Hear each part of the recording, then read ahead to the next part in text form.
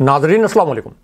बराह रास्त मैं हूं इब्राहिम राजा और आज हम आपको पाक फौज में मजीद 4 आला जनरल्स की तब्दीली के मुतल्लिक सबसे हसास और सबसे अहम नोयत की खबर से आगाह करेंगे।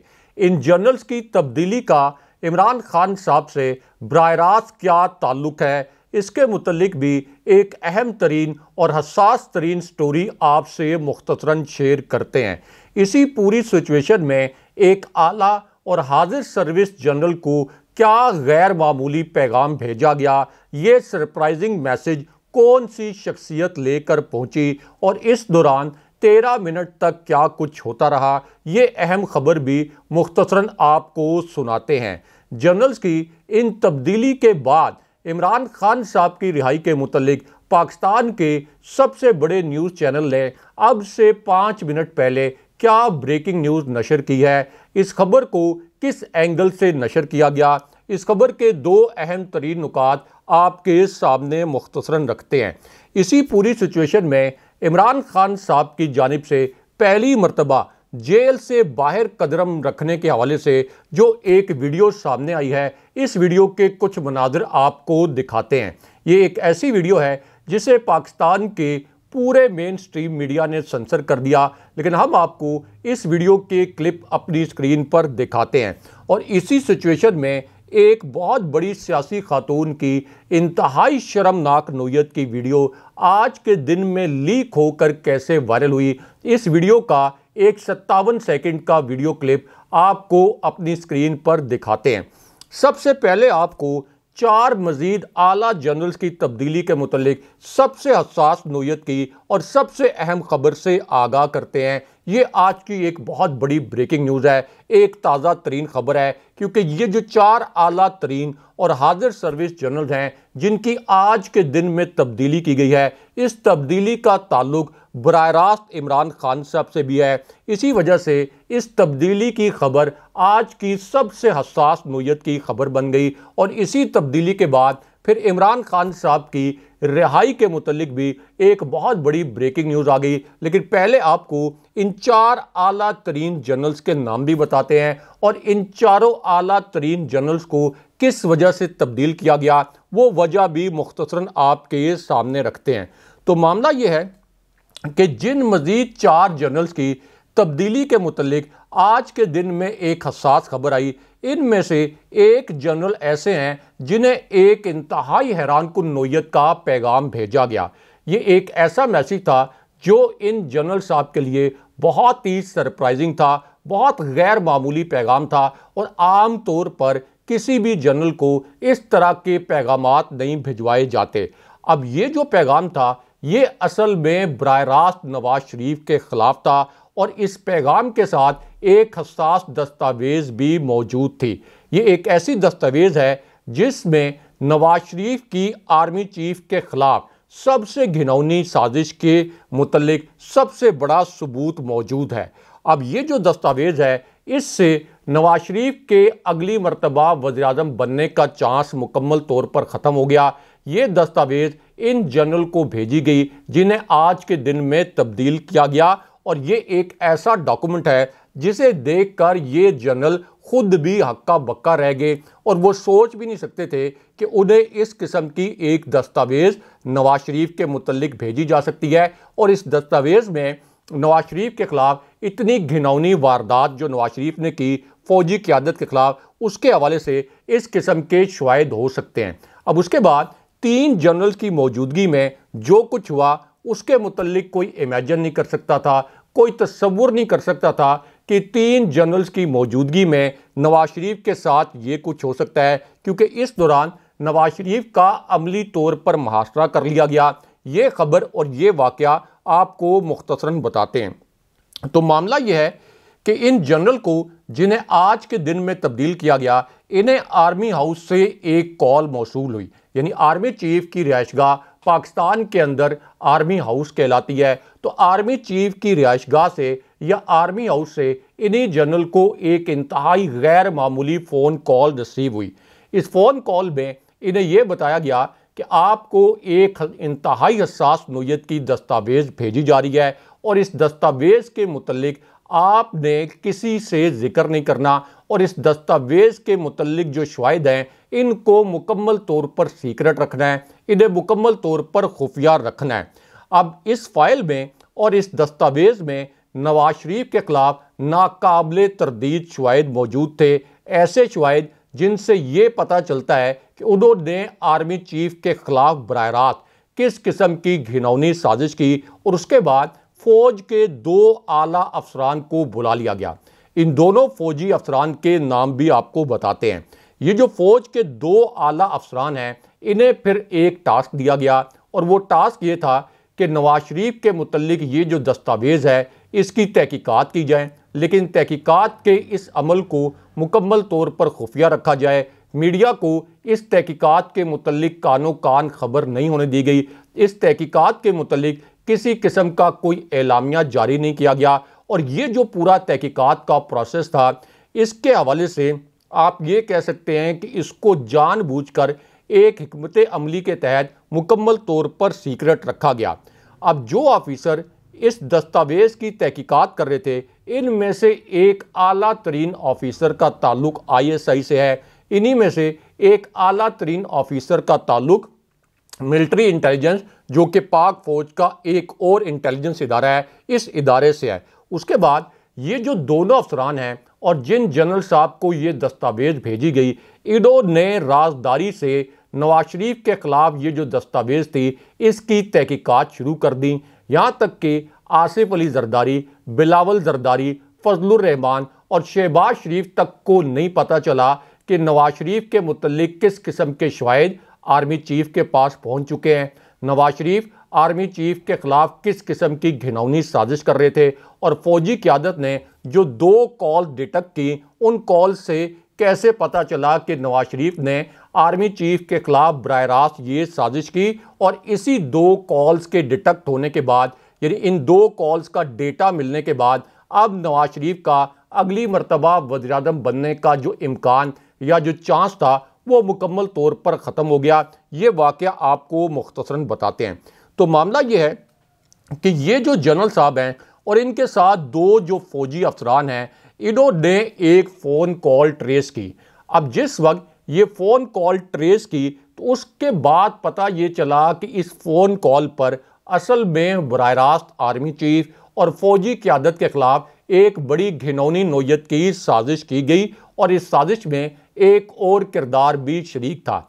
यानी नवाज शरीफ जो हैं वो इस साजिश के सरगना हैं, उनके साथ साथ एक और किरदार भी ऐसा है जिसे ये कॉल की गई, उस किरदार का नाम भी आपको बताते हैं और ये किरदार भी बराह रास्त आर्मी चीफ के खिलाफ साजिश में शरीक था।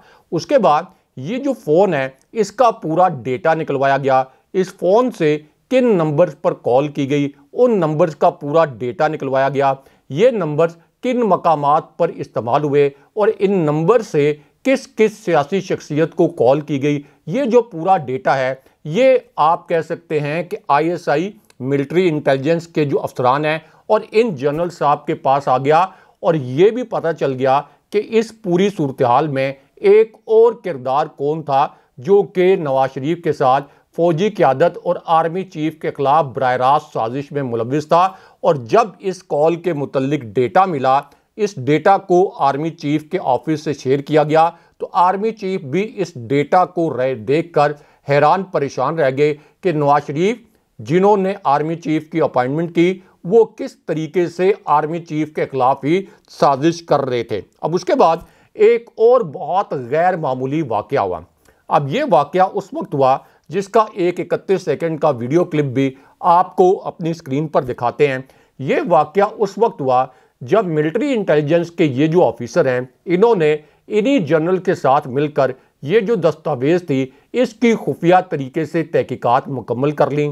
इस दस्तावेज़ की पूरी जांच पड़ताल कर ली गई और इस दस्तावेज़ में नवाज शरीफ के खिलाफ जो शवाहिद थे वो 100% दुरुस्त साबित हुए। उसके बाद आर्मी चीफ और DG ISI ने एक और गैर मामूली इकदाम किया।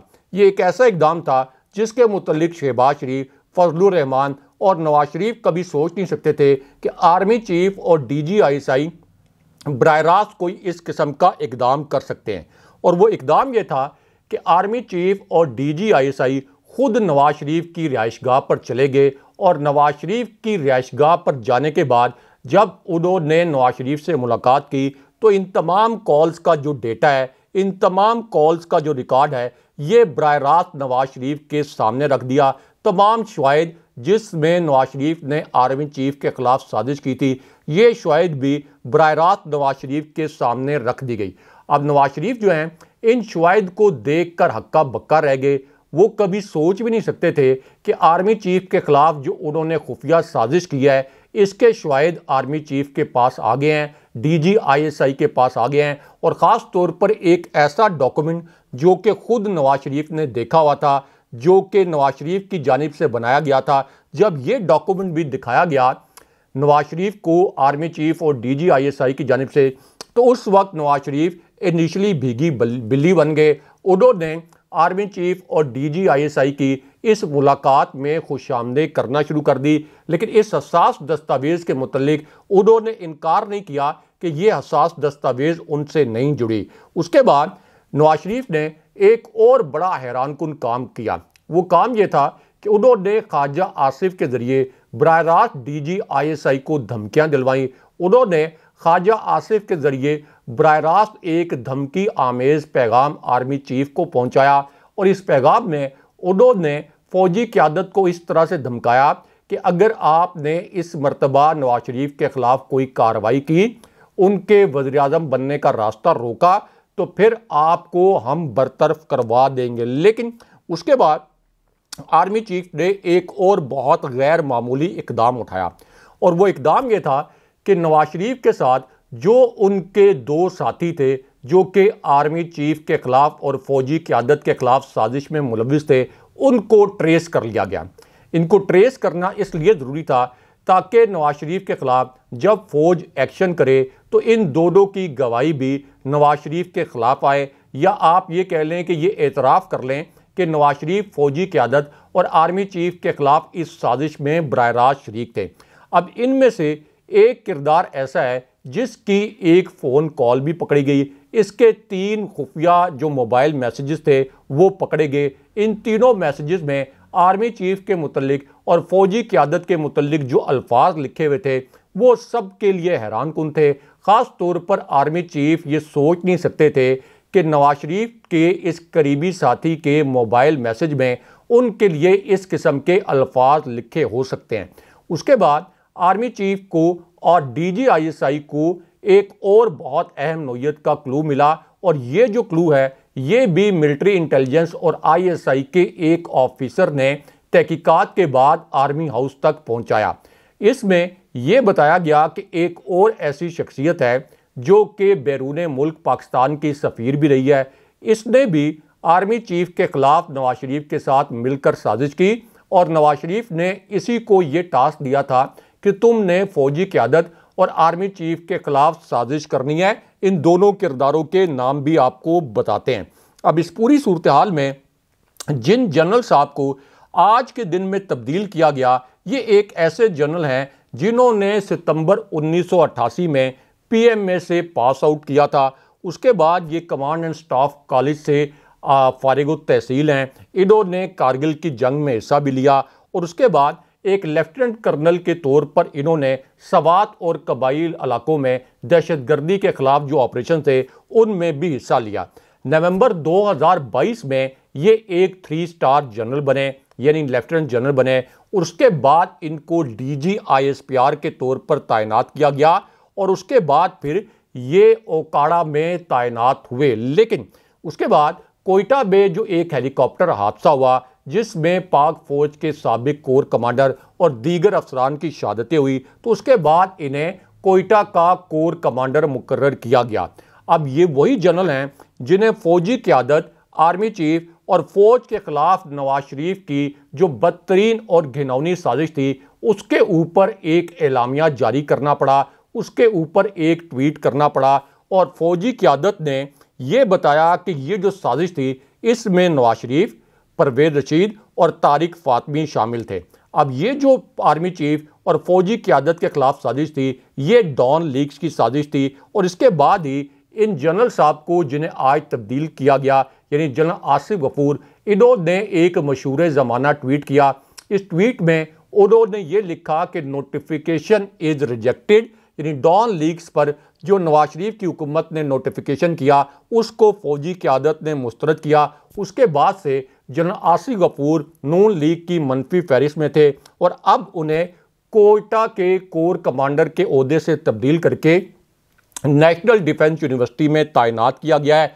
फौज में आमतौर पर इस तरह के जो तबादले हैं इसे एक मामूल का अमल समझा जाता है, लेकिन नून लीग का जो सोशल मीडिया सेल है वो इस वक्त जनरल आसिफ गफूर के तबादले पर जश्न मना रहा है और इसे एक तरह से नून लीग की फतह करार देकर इसे एक सियासी रंग देने की कोशिश कर रहा है। लेकिन यहाँ आपको आज के दिन में होने वाले दूसरे सबसे बड़े जनरल के तबादले के मुतालिक सबसे बड़ी और सबसे अहम नोयत की खबर से आगाह करते हैं। ये खबर जनरल आसिफ गफूर के तबादले से कहीं ज़्यादा हसास है, कहीं ज़्यादा अहम है। ये एक ऐसी खबर है जो कि बहुत से हलकों के लिए आप ये कह लें कि एक ब्रेकिंग न्यूज़ के तौर पर सामने आई, क्योंकि ये एक ऐसे जनरल हैं जो कि आर्मी चीफ के बाद सबसे अहम ओहदे पर तैनात थे। ये ओहदा चीफ ऑफ जनरल स्टाफ का है और चीफ ऑफ जनरल स्टाफ का जो ओहदा है ये आम तौर पर आर्मी चीफ के बाद सबसे अहम ओहदा समझा जाता है और आम तौर पर यह भी समझा जाता है कि फ़ौज की जो अमूमी पॉलिसीज़ हैं इसमें चीफ ऑफ जनरल स्टाफ का एक इंतहाई अहम किरदार होता है और आर्मी चीफ को जो मशावरत दी जाती है उसमें भी चीफ ऑफ जनरल स्टाफ का सबसे अहम किरदार माना जाता है। अब ये जो ओहदा है यानी चीफ ऑफ जनरल स्टाफ का, इस ओहदे पर पहले लेफ्टिनेंट जनरल सईद तैनात थे और फिर मेजर जनरल अवैस दस्तगीर जो हैं इनको लेफ्टिनेंट जनरल के ओहदे पर तरक्की दी गई। ये मेजर जनरल थे, इनको लेफ्टिनेंट जनरल के ओहदे पर तरक्की दी गई और अब इन्हें नया चीफ ऑफ जनरल स्टाफ तैनात कर दिया गया है। जबकि इससे पहले जो चीफ ऑफ जनरल स्टाफ थे जनरल सईद, उनकी रिटायरमेंट हो गई। लेकिन यहाँ आपको एक और आला जनरल की तब्दीली के मुतालिक सबसे हसास और सबसे अहम नोयत की खबर से आगाह करते हैं। ये आज की एक और बहुत बड़ी ब्रेकिंग न्यूज़ है कि एक और आला तरीन और हाजिर सर्विस जनरल को तब्दील किया गया है। एक और आला तरीन और हाजिर सर्विस जनरल की नई तैनाती भी की गई है। अब ये जो जनरल साहब हैं ये एक ऐसे जनरल हैं जो आसिफ अली जरदारी के मिलिट्री सेक्रेटरी भी रहे। यानी जब आसिफ अली जरदारी थे तो उस वक्त ये आसिफ अली जरदारी के मिलिट्री सेक्रेटरी के तौर पर फ़राइज़ अंजाम देते रहे। इनका नाम नए आर्मी चीफ की समरी में भी शामिल था। यानी जिस वक्त जनरल आसिम मुनीर का नाम एक समरी में शामिल किया गया तो इनका नाम भी नए आर्मी चीफ की समरी में शामिल था और ये जनरल गुजरांवाला की कोर को कमांड कर रहे थे। और जाहिर है कि लेफ्टिनेंट जनरल के ओहदे तक पहुंचने वाले तमाम जो जनरल्स हैं इनका एक बड़ा शानदार करियर होता है। तो ये जो है ये गुजरांवाला की कोर कमांड कर रहे थे यानी जनरल आमिर। अब इनकी जगह जनरल इमदाद को कोर कमांडर गुजरांवाला मुकर्रर किया गया है, जबकि जनरल आमिर जो कि इससे पहले साबिक सदर आसिफ अली जरदारी के मिलिट्री सेक्रेटरी भी रहे, उसके बाद वो सीनियर तरीन लेफ्टिनेंट जनरल्स की फहरिस्त में भी शामिल थे, अब उनकी रिटायरमेंट हो गई है। लेकिन इसके बाद एक और जनरल की सबसे अहम और सबसे बड़ी तब्दीली के मुतालिक एक इंतहाई अहम नोयत की खबर से आपको आगाह करते हैं, क्योंकि 4 अफसरान ऐसे हैं जिनको मेजर जनरल से लेफ्टिनेंट जनरल के ओहदे पर तरक्की दी गई। इनमें major general Shakir Khattak, major general Awais Dastgir, major general Aqeel, major general Imdad शामिल हैं। और गुजरांवाला में नए कोर कमांडर की तकर्री के बाद अब जनरल शाकिरुल्लाह को चेयरमैन हैवी इंडस्ट्रीज टेक्सला तैनात किया गया है। लेकिन इसके बाद सबसे जो बड़ी तब्दीली की गई है और जो सबसे अहम तैनाती की गई है उसके मुतल्लिक आपको मुख्तसरन बताते हैं। तो मामला यह है कि जनरल आसिफ गफूर को अब नेशनल डिफेंस यूनिवर्सिटी में तैनात किया गया है और अब जनरल राहत को कोयटा की जो सदर्न कमांड है इसमें उनकी तैनाती की गई है। लेकिन यहाँ आपको एक सियासी खातून की शर्मनाक वीडियो का एक 41 सेकंड का क्लिप दिखाते हैं। ये एक ऐसी वीडियो है जिसने सोशल मीडिया पर सबसे बड़ा तूफान खड़ा कर दिया है। लेकिन इस वीडियो को पाकिस्तान के मेन स्ट्रीम चैनल ने मुकम्मल तौर पर सेंसर कर दिया। हम आपको ये वीडियो भी दिखाते हैं और इस वीडियो से जुड़ी खबर भी मुख्तसरन आपके सामने रखते हैं। अब ये वीडियो उस वक्त आई जब अदालत के अंदर आज के दिन में इमरान खान साहब के मुतल्लिक एक नाकाबिले यकीन वाक़या हो गया और उसके बाद इमरान खान साहब की जानिब से जेल से बाहर पहली मरतबा कदम रखने के मुतल्लिक एक ब्रेकिंग न्यूज़ आ गई। इस ब्रेकिंग न्यूज़ से जुड़ा एक 21 सेकंड का क्लिप भी आपको दिखाते हैं। तो मामला यह है कि इमरान खान साहब के केस की समाअत एहतसाब अदालत में हुई। यहाँ पर एक नाकाबिले यकीन वाक़या हुआ क्योंकि इस अदालत में अल-कादिर ट्रस्ट केस की समाअत हुई। अब उसके बाद जज बशीर ने इमरान खान साहब के जिस्मानी रिमांड में तोसी का तहरीरी हुक्म जारी किया, लेकिन इमरान खान साहब को पीर के दिन अदालत में पेश करने का हुक्म भी जारी कर दिया, जबकि जज अबुल हसनात ने इमरान खान साहब को 28 नवंबर को जुडिशल कॉम्प्लेक्स में पेश करने का हुक्म दिया। लेकिन उसके बाद इमरान खान साहब की रिहाई के मुतल्लिक सबसे बड़ा और सबसे अहम नोयत का तहरीरी फैसला आ गया। ये आज की एक बड़ी ब्रेकिंग न्यूज़ है, एक ताज़ा तरीन खबर है और इमरान खान साहब के मुतल्लिक अब सुप्रीम कोर्ट से क्या ब्रेकिंग न्यूज़ आई है, इस खबर के दो नुकात मुख्तसरन आपको बताते हैं। तो मामला ये है कि इमरान खान साहब की साइफर केस में जमानत का केस सुप्रीम कोर्ट में पहले से फिक्स है। इसकी एक समाअत भी हो चुकी है। अब इस्लामाबाद हाई कोर्ट ने अल-कादिर ट्रस्ट केस में इमरान खान साहब की जमानत को मुस्तरद कर दिया था।